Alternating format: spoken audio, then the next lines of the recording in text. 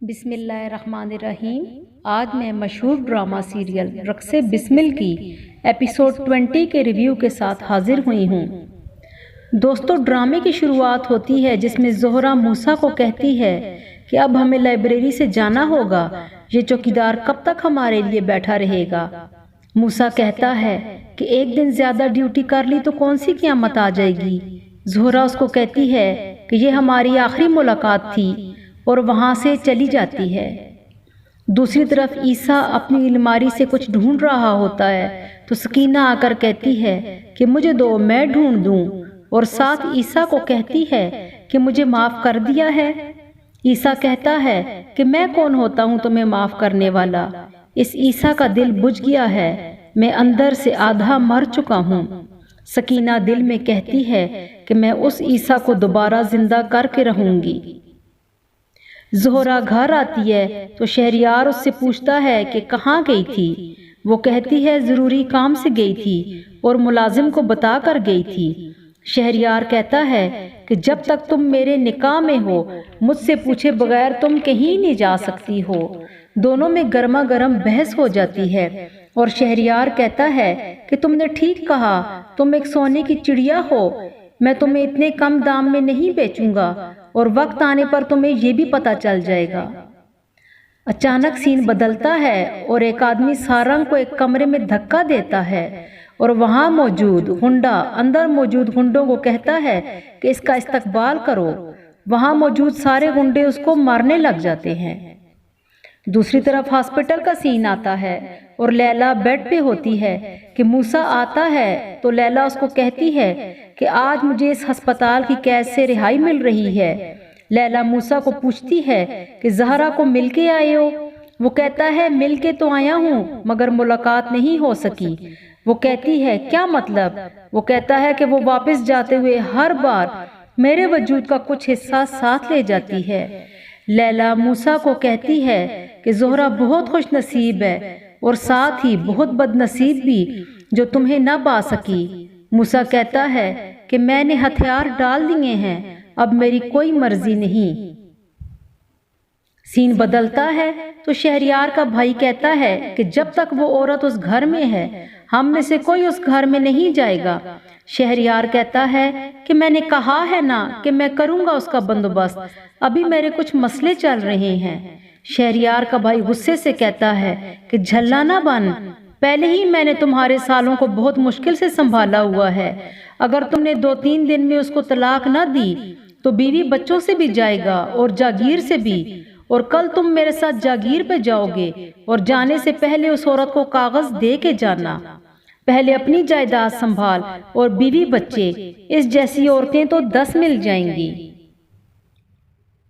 عیسیٰ سویا ہوتا ہے کہ سکینہ کمرے میں آتی ہے اور اس کو دیکھتی ہے اور پھر لائٹ بند کر کے اس کو دیکھتی رہتی ہے، جبکہ عیسیٰ صرف سونے کی اداکاری کر رہا ہوتا ہے۔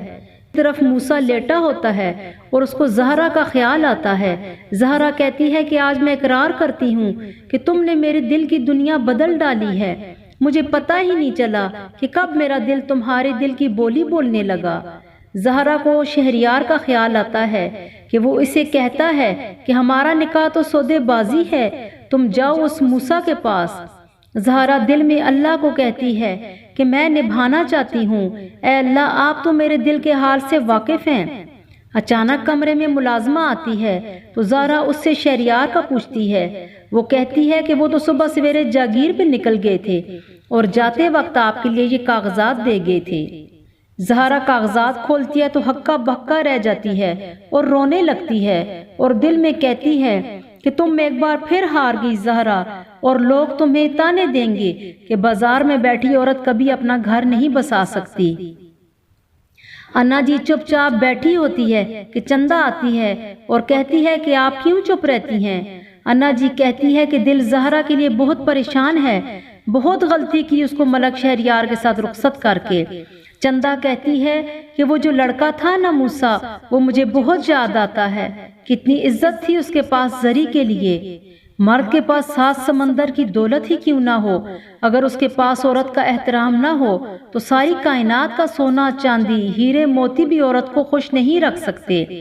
अन्ना जी कहती है कि ठीक कहती हो, हमारी ज़हरा के लिए पागल मूसा ही ठीक था, उसकी मोहब्बत भी पागल थी। बहुत बड़ा गुनाह हो गया हमसे, खुदा हमें माफ़ करे। उस पगले की मोहब्बत पाक साफ थी। खुदा हमारे किए की सज़ा हमारी बच्ची को ना दे। मूसा मस्जिद में नमाज पढ़ रहा होता है और ज़हरा कमरे में बैठी होती है और ख़ुद से बातें कर रही होती है कि मुझे माफ़ कर देना अन्ना जी, मैं आपसे किया गया वादा पूरा नहीं कर सकी। जागीर से रानी बीबी के नौकर उसका सामान लेकर आते हैं और मुलाजमा ज़ोहरा को कहती है कि बीबी जी आपको कमरा खाली करना होगा, कल रानी बीबी बच्चों के साथ आ रही हैं। ज़ोहरा कहती है कि मैं इस वक्त रात को कहाँ जाऊंगी।